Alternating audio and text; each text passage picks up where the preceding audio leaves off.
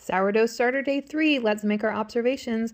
There are a few little bubbles. It's looking so good. I just love this. Isn't this so exciting to just see what it's doing? Check out the top. It's totally different than last time. It has a lot more bubbles, not overly wet today, but it is more moist. If I tip it over, it does a little something. But look at all those bubbles on the top that seem to have popped. I think that that's so neat. And look at it just flow out like that.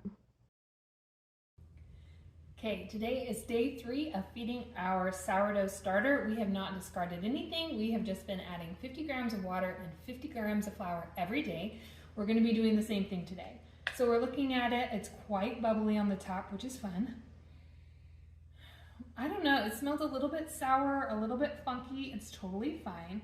It's loosening up quite a bit. It's getting wetter, which is a good sign because there's a balance of bacteria and yeast. And first the yeast will grow and rise, and then the bacteria will eat the yeast. And when they do, the byproduct is some moisture. And in sourdough, it's called hooch. And this is the same idea as like Greek yogurt. When you scoop some out, it leaves some water on the bottom the next day. Very similar thing. So it should be loosening up. That means that there's something happening. So today, same as the other 2 days, we're just adding our flour, 50 grams or 7 tablespoons, and water, 50 grams or 5 tablespoons. I didn't measure them for you. I mean, I measured them, but I didn't do it on camera because I didn't feel like you needed to see it. So our jar is quite full. You might want to set it on a plate. It has a potential for overflowing. It does occasionally, but it probably will not. So you can set it on a plate if you want. But again, I'm just scraping down the sides because now I'm kind of watching it.